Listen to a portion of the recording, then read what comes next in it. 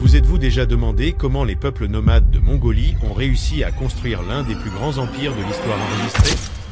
Tout a commencé lorsque Gengis Khan a uni les tribus mongoles à la fin du XIIe siècle. Grâce à ses stratégies militaires créatives, il a mené de grandes victoires et régné sur de vastes territoires, de l'Europe de l'Est jusqu'au Japon. L'Empire mongol a établi la Pax Mongolica, une période de calme qui a largement facilité le commerce et les échanges culturels le long de la route de la soie.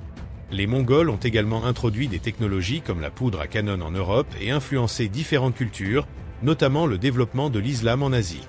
L'héritage mongol persiste malgré le déclin causé par des conflits internes et des guerres.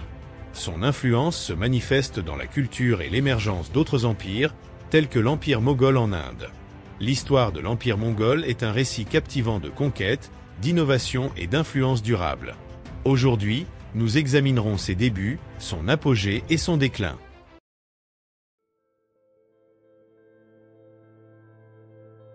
Comment un petit garçon, né dans les montagnes rudes et impitoyables de Mongolie, est-il devenu le fondateur de l'un des plus grands empires de l'histoire?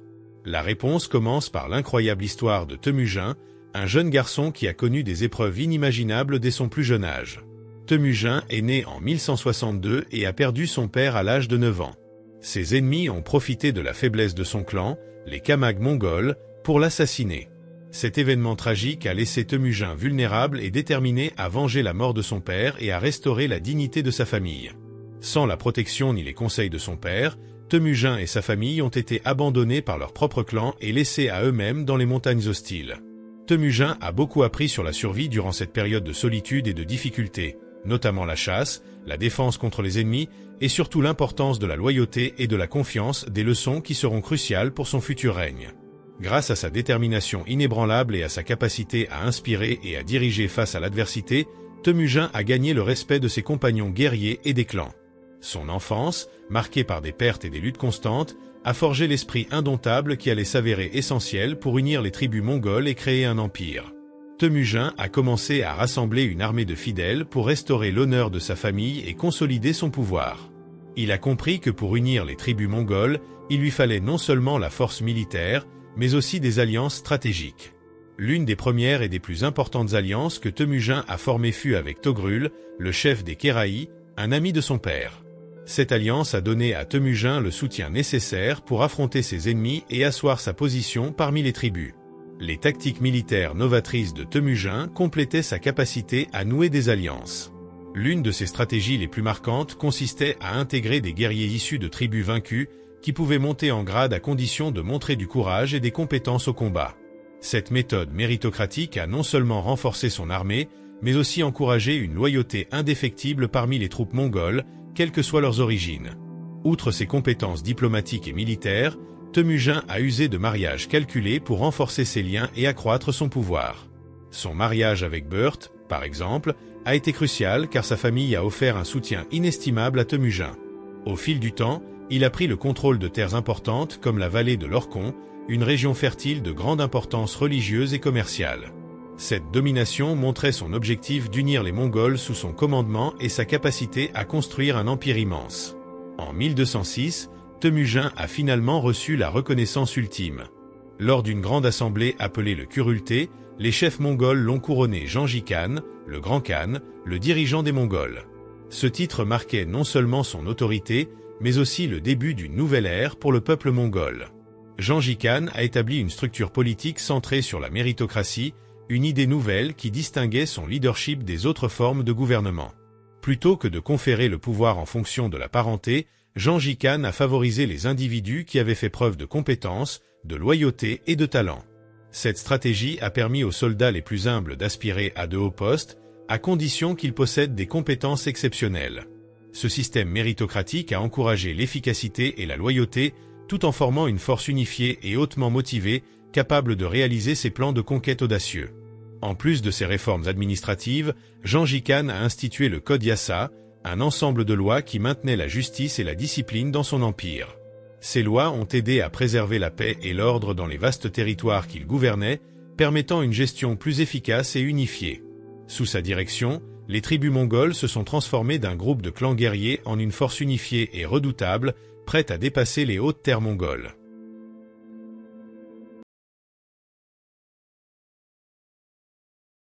Comment Gengis Khan a-t-il transformé une tribu nomade en la plus grande armée de son époque?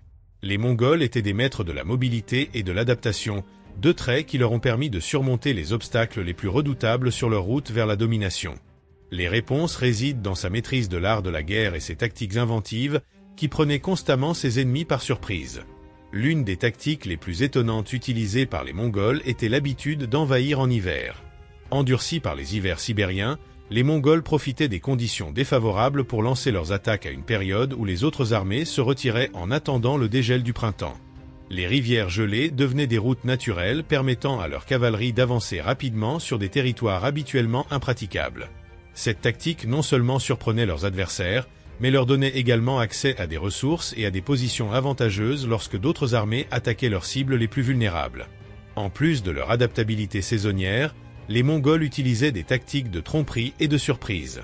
L'une de ces tactiques était la fausse retraite, dans laquelle les soldats faisaient semblant de se retirer du champ de bataille avant de se retourner et d'encercler leurs poursuivants, préparant une embuscade mortelle. Ces tactiques non seulement démoralisaient l'ennemi, mais montraient également l'intelligence et la discipline de l'armée mongole, capable d'exécuter des manœuvres complexes avec une précision mortelle.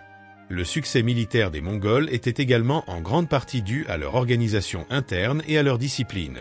Gengis Khan a établi un système de troupes appelé dizaines, centaines et milliers, ce qui a amélioré l'efficacité et la communication sur le champ de bataille.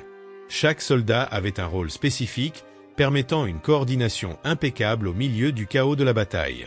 Ce système méritocratique rigide, combiné à une organisation hiérarchique, garantissait que les chefs les plus compétents accédaient à des postes de premier plan, augmentant ainsi l'efficacité de l'armée. Comment Gengis Khan a-t-il non seulement conquis d'immenses territoires, mais aussi maintenu son autorité sur une population aussi hétérogène? L'approche de Gengis Khan en matière d'intégration culturelle et de gestion des territoires conquis était unique. Plutôt que de simplement soumettre les populations, il a mis en place un système qui récompensait la coopération et garantissait la loyauté grâce à des opportunités et des incitations. L'assimilation des peuples conquis dans la société mongole était l'une des stratégies les plus réussies de Gengis Khan. Ceux qui choisissaient de résister avaient le choix d'être remplacés ou éliminés, envoyant un message clair et concis sur les conséquences de la résistance. En revanche, ceux qui choisissaient de coopérer étaient généreusement récompensés, pouvant conserver leurs terres, recevoir des postes dans l'administration de l'Empire et profiter du commerce et de la protection sous la domination mongole. Cette approche pragmatique a non seulement assuré la loyauté, mais a également enrichi l'Empire avec de nouveaux talents et ressources. L'adoption de technologies et de connaissances des cultures conquises était un autre aspect du processus d'assimilation. Les Mongols, indépendamment de leur origine, étaient connus pour leur ouverture aux innovations. Ils ont incorporé les avancées médicales perses, les techniques de siège chinoises, ainsi que les connaissances mathématiques et astronomiques des peuples islamiques. Cette intégration des connaissances a non seulement renforcé leur pouvoir militaire, mais a également favorisé le développement économique et culturel au sein de l'Empire. En plus de l'intégration culturelle et technologique, Gengis Khan a mis en place le système de gouvernement Yassa, basé sur la justice et la discipline. Ce code de loi était appliqué uniformément à tous les sujets de l'Empire, quelle que soit leur origine. Le Yassa encourageait la loyauté et l'unité en veillant à ce que chacun soit traité de manière égale devant la loi, du plus humble berger au plus grand général. Ce système juridique non seulement maintenait l'ordre dans l'Empire, mais créait aussi un sentiment de responsabilité partagée et d'appartenance parmi les divers peuples sous son règne. Les politiques d'assimilation de Gengis Khan ont permis à son royaume de se développer non seulement en taille, mais aussi en cohésion et en efficacité. En exploitant les connaissances et la technologie des peuples conquis, il a jeté les bases de la stabilité et de la prospérité à long terme de son empire. Comment les Mongols ont-ils étendu leur domination des steppes mongoles jusqu'aux confins de la Perse sous la direction de Gengis Khan? La réponse réside dans une série d'opérations militaires magistralement exécutées qui ont non seulement démontré la prouesse tactique des Mongols, mais aussi leur capacité à s'adapter et à absorber les connaissances de chaque culture rencontrée. L'une des plus grandes victoires de Gengis Khan fut la conquête de la Chine. Entre 1211 et 1215, les Mongols affrontèrent l'État Jin dans le nord de la Chine. Grâce à une stratégie militaire ingénieuse et des assauts directs, les Mongols parvinrent à soumettre les Jin. L'emploi d'ingénieurs chinois capturés pour construire des machines de siège fut l'une des tactiques les plus fructueuses, permettant aux Mongols d'attaquer les villes fortifiées avec une efficacité inédite. Cette incorporation de la technologie locale soulignait la polyvalence de l'armée mongole et sa capacité à absorber les connaissances des peuples soumis. Après avoir établi leur domination sur le nord de la Chine, Gengis Khan dirigea son attention vers l'Asie centrale. En 1218, les Mongols commencèrent leur invasion de l'empire karakité, une campagne qui aboutit à sa soumission totale. Les victoires militaires en Asie centrale ne firent pas que renforcer le domaine de l'empire, elles sécurisèrent aussi des routes commerciales vitales comme la route de la soie, renforçant l'économie mongole et favorisant les échanges technologiques et culturels. L'empire khwarazmien en Perse occidentale fut la prochaine cible. Gengis Khan chercha d'abord à établir des relations commerciales pacifiques, mais après l'assassinat de ses envoyés, il décida de lancer une campagne militaire féroce en 1219. Les Mongols avancèrent rapidement, dévastant les villes et les défenses khwarazmiennes avec des tactiques de guerre éclair et une efficacité implacable. La guerre en Perse montra la capacité des Mongols à mener des opérations à grande échelle et à s'adapter à divers types d'ennemis et de conditions. Au cours de ces conquêtes, les Mongols intégrèrent des connaissances médicales avancées des civilisations islamiques, des techniques administratives perses, de la poudre à canon chinoise et d'autres technologies et tactiques provenant des cultures qu'ils avaient soumises. Leur volonté d'apprendre et de s'adapter leur permit de maintenir leur avantage militaire et de gérer efficacement un empire diversifié.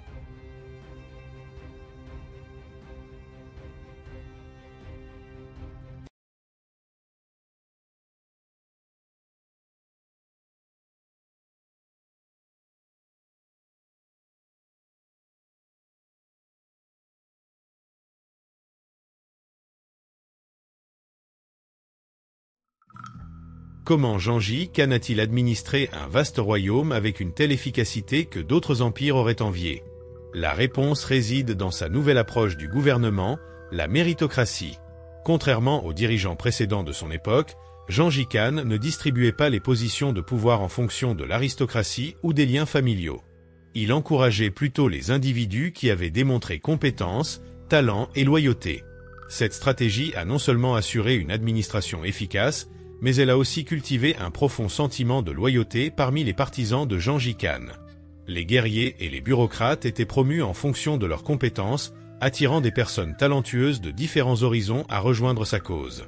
Cette méritocratie ne se limitait pas à l'armée. Gengis Khan appliqua les mêmes principes à l'administration civile, donnant des postes gouvernementaux à ceux qui démontraient la plus grande aptitude, quelles que soient leurs origines.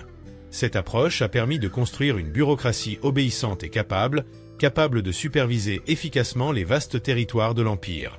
Les administrateurs étaient choisis en fonction de leurs compétences en gestion, produisant ainsi une administration unifiée et efficace, capable de faire respecter les lois et de maintenir l'ordre dans les zones occupées. En basant son règne sur le mérite et la compétence, Gengis Khan a non seulement maintenu le contrôle de son empire en expansion, mais a aussi créé un modèle de gouvernement reconnu pour son équité et son efficacité. La loyauté et le respect que ses administrateurs et ses dirigeants lui témoignaient provenaient d'une reconnaissance envers un leader qui comprenait et récompensait le travail acharné et le talent. Comment Gengis Khan a-t-il maintenu son calme et son contrôle en gouvernant un empire aussi diversifié? La base de la gouvernance de son empire reposait sur l'établissement d'une bureaucratie mongole efficace et bien organisée, garantissant une gestion efficace et l'application de règles uniformes à travers les vastes territoires et populations diverses qui composaient son empire.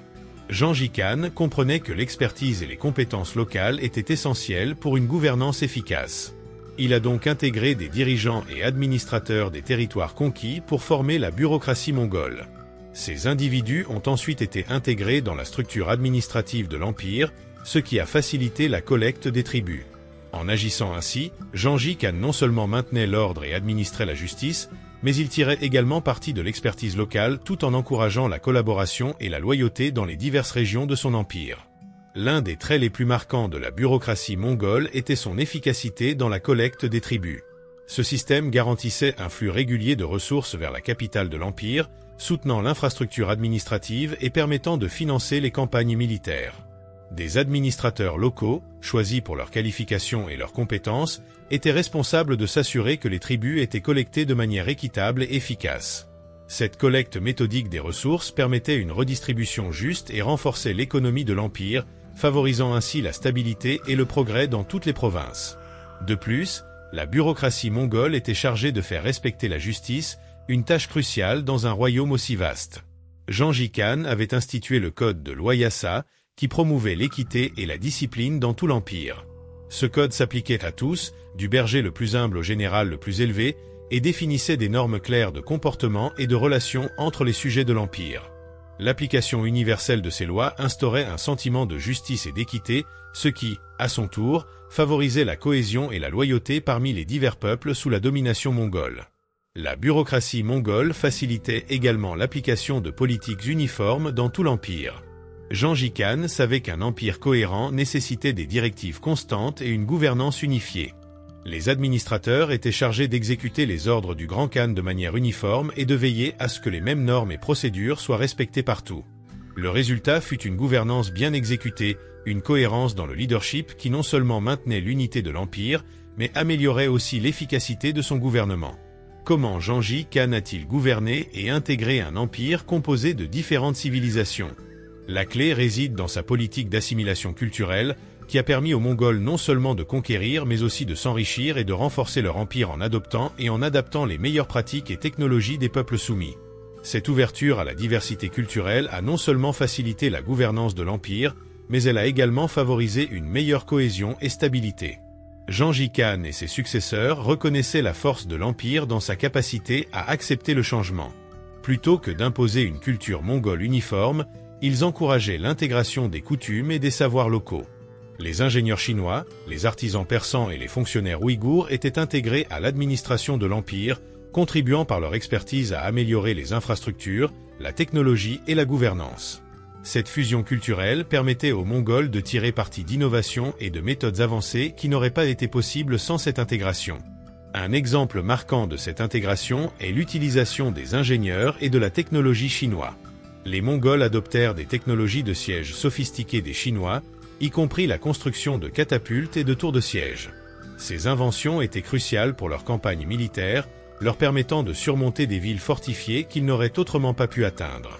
En outre, des connaissances en matière d'agriculture et d'administration furent adaptées, améliorant l'efficacité et la productivité dans les régions conquises.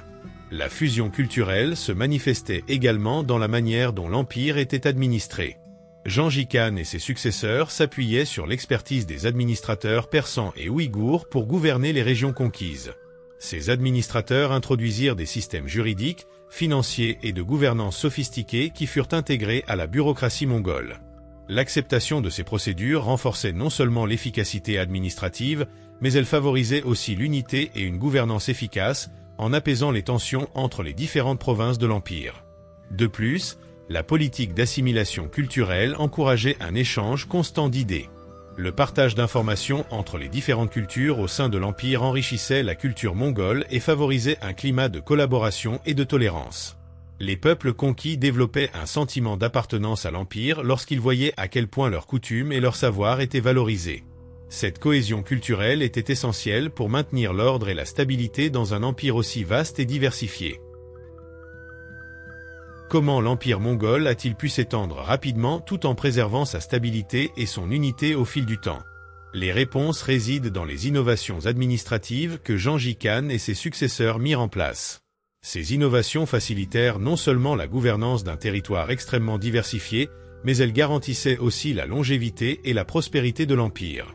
Parmi les innovations les plus importantes figurait la création d'un système de messagerie rapide, appelé le YAM. Ce système consistait en un réseau de relais où des messagers montés pouvaient changer de chevaux, permettant ainsi un transfert rapide des informations et des ordres dans tout l'Empire. Le YAM améliorait non seulement la communication et la coordination entre les différentes parties de l'Empire, mais il permettait aussi une réponse rapide à toute menace ou attaque, préservant ainsi l'unité et le contrôle centralisé.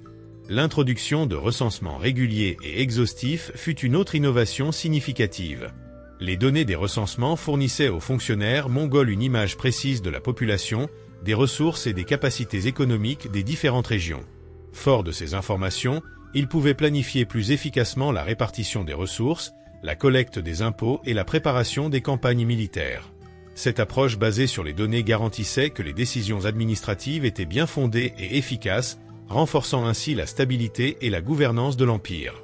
Le long des routes commerciales, Gengis Khan encourageait également le commerce et la sécurité. Sous son règne, l'Empire mongol garantissait la protection des caravanes et des marchands voyageant via la route de la soie et d'autres routes commerciales importantes. Cette sécurité permit un flux prospère de biens, d'idées et de pratiques culturelles, enrichissant l'économie de l'Empire et renforçant ses relations avec d'autres nations et civilisations. La croissance du commerce non seulement augmenta la richesse de l'Empire, mais elle favorisa aussi un climat de coopération et de prospérité. Enfin, l'établissement d'un système juridique uniforme, connu sous le nom de Yassa, garantissait que toutes les régions de l'Empire étaient gouvernées par les mêmes lois et principes. Ce code de loi promouvait l'égalité devant la loi, quelle que soit l'origine ethnique ou sociale des individus. L'application cohérente de ces lois instaura un sentiment d'équité et d'unité dans tout l'Empire, contribuant à sa stabilité et à sa cohésion à long terme.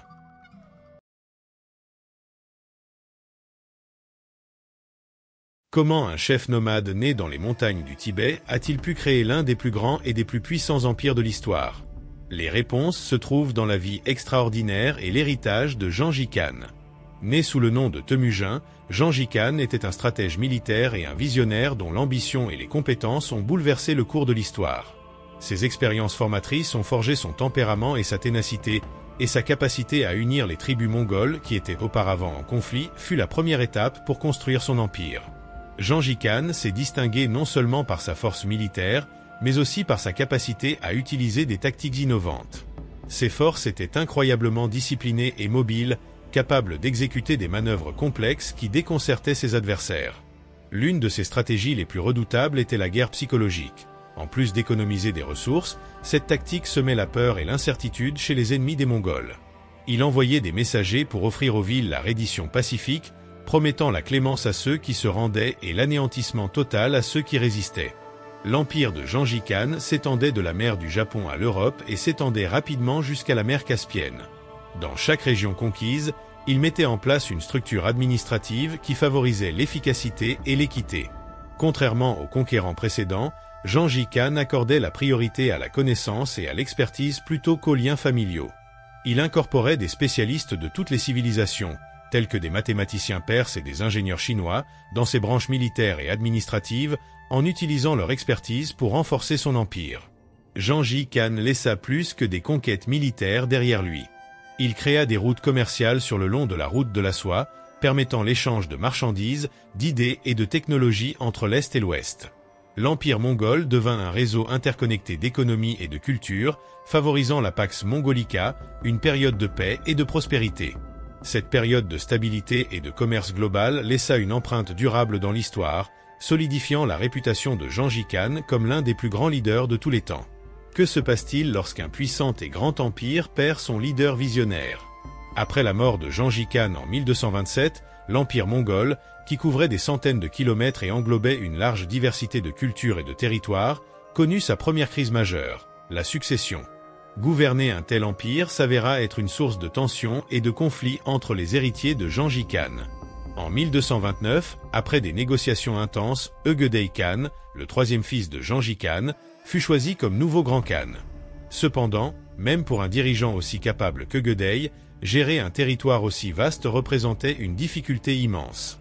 Pour superviser l'étendue de l'empire et garantir une gestion efficace, Ögedei choisit de diviser la région en plusieurs khanats, chacun dirigé par un membre de la famille de Gengis Khan. L'objectif de cette division était de faciliter la gouvernance en permettant une administration plus locale et efficace. Le premier khanat, la Horde d'Or, fut fondé dans le sud de la Russie et donné aux descendants de Jochi, le fils aîné de Gengis Khan. Cette région riche en pâturage était idéale pour le mode de vie nomade des Mongols et devint une base de pouvoir substantielle. Le deuxième khanat, le khanat de Jagatai, fut fondé en Asie centrale et dirigé par un autre des fils de Gengis Khan, Jagatai, qui fit de cette région un centre névralgique pour les réseaux commerciaux et bureaucratiques de l'Empire, illustrant l'importance stratégique de l'Asie centrale le long des routes commerciales. Finalement, Ögedei prit personnellement le contrôle de la Mongolie, consolidant son pouvoir dans des régions stratégiques comme la Chine du Nord et l'Iran, veillant à ce que son autorité directe continue de s'étendre aux zones les plus cruciales de l'Empire. Cependant, cette division de l'Empire ne manquait pas de poser des problèmes. Bien que Ögedei ait cherché à faciliter l'administration, les khanats commencèrent à agir de plus en plus indépendamment. Les luttes de pouvoir entre les dirigeants des différents khanats et leur désir d'accroître leur propre pouvoir aboutirent à des tensions internes et à des disputes. L'absence d'un leadership coordonné et cohérent fragilisa la structure de l'Empire et l'unité que Gengis Khan avait mis tant d'efforts à bâtir commença à se défaire. Malgré les efforts de Gödei pour maintenir le contrôle et poursuivre les conquêtes, l'Empire commença progressivement à se désintégrer, semant les graines de sa chute éventuelle. Comment l'un des plus grands et des plus dominants empires de l'histoire en est-il venu à s'effondrer? Les réponses se trouvent dans la désintégration et les conflits internes qui suivirent la division de l'Empire mongol. Les tensions latentes entre les différents khanats après la mort de Gödei en 1241 augmentèrent, provoquant une période de troubles et de disputes internes qui marquèrent le début du déclin de l'Empire. Conçus à l'origine pour faciliter l'administration du vaste territoire, les khanats commencèrent à se comporter de manière plus autonome, cherchant à renforcer leur propre autorité au détriment de l'unité impériale. Le khanat de Jagatai en Asie centrale, la Horde d'Or en Russie méridionale, le Grand Khanat en Mongolie et en Chine, et l'Île-Khanat en Perse commencèrent tous à développer leurs propres agendas militaires et politiques. Les conflits entre les dirigeants de ces khanats déclenchèrent des disputes qui érodèrent l'unité et l'organisation centrale de l'Empire. Le manque de leadership fort et cohérent après la mort des successeurs immédiats de Gengis Khan fut l'une des principales causes de la chute de l'Empire mongol. Les luttes entre les descendants de Gengis Khan menèrent à des guerres civiles et à des conflits qui épuisèrent les ressources de l'Empire et affaiblirent la loyauté des peuples sous son contrôle. L'incapacité des dirigeants mongols à résoudre les conflits et à coopérer pour préserver l'unité impériale accéléra le processus de désintégration. En plus des défis internes, l'Empire mongol dut faire face à d'importantes pressions externes. L'expansion territoriale de l'Empire l'avait poussé à ses limites militaires et logistiques. Les frontières étendues et la diversité culturelle des régions conquises rendaient difficile l'administration et le contrôle efficace. Les peuples soumis, qui avaient initialement accepté la domination mongole en raison de leur puissance militaire, commencèrent à se révolter alors que l'autorité centrale s'affaiblissait. Ces soulèvements, ainsi que les incursions de forces étrangères, exercèrent une pression supplémentaire sur un empire déjà fragmenté. Le déclin de l'Empire mongol entraîna la dissolution de son unité et l'indépendance des différents khanats. Chaque région commença à suivre son propre chemin, et le rêve d'un empire unifié s'effondra. Malgré cela, l'héritage de Gengis Khan perdura. Les réseaux commerciaux et culturels établis pendant le règne de l'Empire mongol continuèrent d'influencer les échanges mondiaux, et les leçons tirées de l'administration et des tactiques militaires des Mongols laissèrent une empreinte durable dans l'histoire.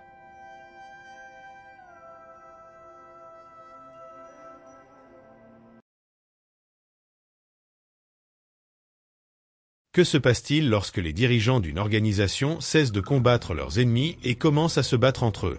Après la chute de Gengis Khan, l'Empire mongol, autrefois une force cohésive et imparable, commença à s'effondrer à cause des conflits internes.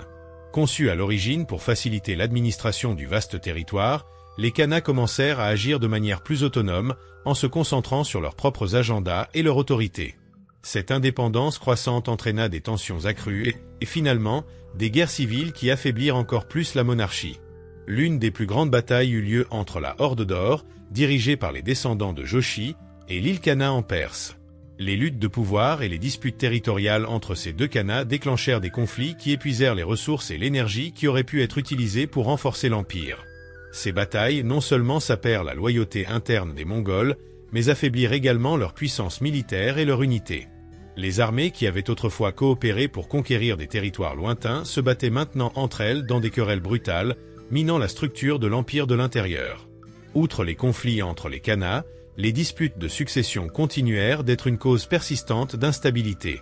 La lutte pour le trône du Grand Khanat opposa non seulement les descendants directs de Gengis Khan les uns aux autres, mais impliqua également leurs subordonnés et alliés, chacun soutenant un prétendant différent. Les rivalités politiques entraînèrent des alliances changeantes et des trahisons, exacerbant la fragmentation de l'Empire. L'absence d'un leadership clair et cohérent permit à ces conflits internes de se multiplier, déclenchant un cycle de violence et de méfiance qui affaiblit la base de pouvoir des Mongols. Ces conflits internes eurent également un effet néfaste sur l'administration de l'Empire.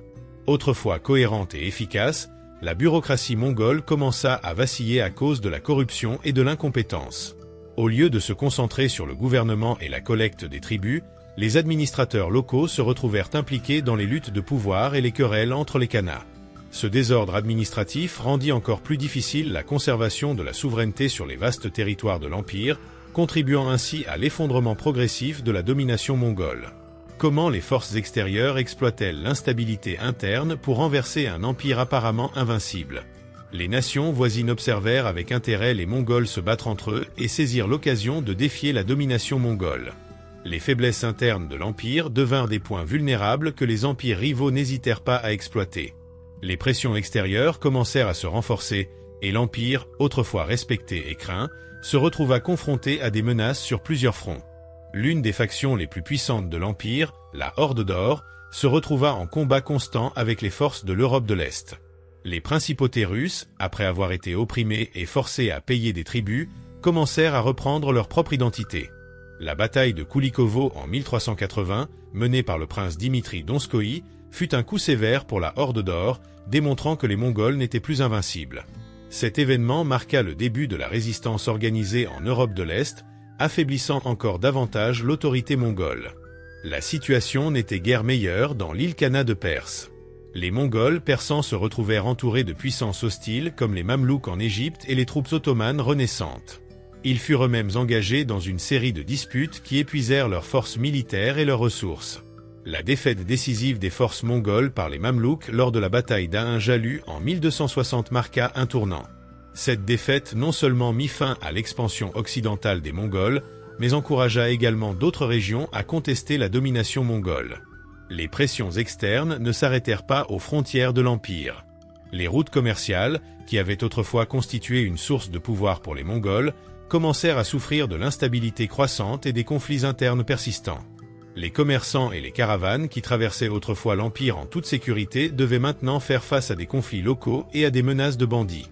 Ces perturbations du commerce affectèrent l'économie de l'Empire, réduisant les revenus qui étaient essentiels pour maintenir le contrôle administratif et militaire. Les conflits internes, associés aux pressions externes, créèrent un cercle vicieux qui accéléra la chute de l'Empire mongol. L'absence de leadership cohérent, les guerres civiles et les menaces continues de la part des ennemis extérieurs sapèrent progressivement la base de pouvoir des Mongols. Les Khanats, qui avaient autrefois constitué le fondement de la force et de l'unité de l'Empire, devinrent les symboles de sa fragmentation et de son déclin.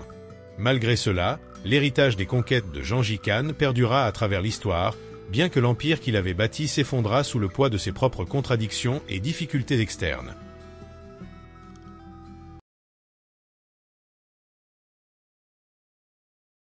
Comment un empire renommé pour sa brutalité militaire est-il également devenu un acteur clé dans la propagation d'une des grandes religions du monde? Au fur et à mesure que l'empire mongol s'étendait vers l'ouest, il entra en contact avec le monde islamique et dans de nombreux cas, ses dirigeants se convertirent à l'islam, ce qui eut un impact durable sur la diffusion de cette religion au Moyen-Orient et en Asie centrale. Après avoir conquis de vastes portions de l'Asie centrale, de la Mésopotamie et de la Perse, les Mongols furent témoins d'une civilisation islamique florissante, dotée de liens culturels et religieux profonds. Plutôt que d'imposer leur propre culture et religion, les Mongols montrèrent une tolérance extraordinaire envers les croyances locales. Avec le temps, de nombreux dirigeants mongols se convertirent à l'islam, impressionnés par sa complexité et sa puissance. L'adoption de l'islam par les souverains mongols facilita non seulement l'acceptation de leur domination par les peuples conquis, mais contribua également à la diffusion de la religion.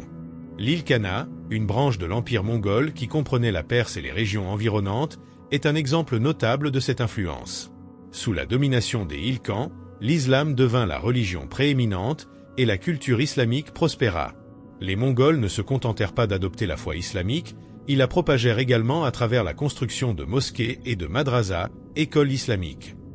Tabriz, la capitale de l'Ilkhanat, devint un centre majeur d'éducation et de culture islamique, attirant des érudits et des artistes de tout le monde islamique. L'impact des Mongols sur la propagation de l'islam atteignit également l'Inde, où leurs descendants, connus sous le nom de Moghols, fondèrent l'Empire moghol. Cet empire laissa un héritage durable sur la culture, la politique et l'architecture de l'Inde, visible dans des monuments emblématiques tels que le Taj Mahal. Cet héritage de tolérance et de fusion culturelle devint une caractéristique définissante du règne de l'empereur Akbar le Grand, qui promut une politique de tolérance religieuse et patronna les arts et l'architecture islamique. L'histoire de l'Inde fut profondément marquée par l'Empire moghol. L'influence des Mongols sur la propagation de l'islam illustre comment les échanges culturels peuvent conduire à la diffusion des idées et des croyances, ainsi qu'à leur transformation mutuelle. L'adoption et la diffusion de l'islam par les Mongols contribuèrent non seulement à renforcer leur domination sur les terres conquises, mais aussi à enrichir la civilisation islamique, témoignant de la capacité des Mongols à s'adapter et à se transformer au contact des autres cultures. Comment l'Empire mongol a-t-il posé les bases de systèmes administratifs qui influenceraient durablement l'histoire mondiale? L'héritage de l'administration mongole, en particulier la méritocratie instaurée par Gengis Khan, a laissé une marque indélébile sur la gouvernance mondiale. L'idée que le mérite et les compétences doivent l'emporter sur les liens familiaux dans les hiérarchies du pouvoir et le contrôle d'un empire a profondément influencé de nombreuses civilisations postérieures. Gengis Khan comprit dès le début que, plutôt que d'attribuer des positions de pouvoir en fonction de la noblesse ou de la parenté, il avait besoin d'un système administratif fort et efficace pour gérer un empire riche et diversifié. En adoptant une approche méritocratique, il permit aux individus les plus compétents et les plus loyaux d'occuper des postes d'autorité. Ce système assurait non seulement une administration plus obéissante et efficace, mais il attirait également des talents issus de diverses origines. Le Yassa, le code de loi de Gengis Khan, fut une autre innovation majeure qui renforça l'efficacité administrative de l'Empire. Le Yassa promouvait la justice et la discipline, veillant à ce que tout le monde, du berger le plus humble au général le plus puissant, soit traité de manière égale devant la loi. L'application cohérente de ce code juridique contribua à maintenir l'ordre dans l'Empire et à promouvoir un sentiment d'unité parmi ses sujets. L'influence de l'administration mongole se fit sentir dans de nombreuses civilisations ultérieures qui adoptèrent les principes de méritocratie et d'efficacité administrative.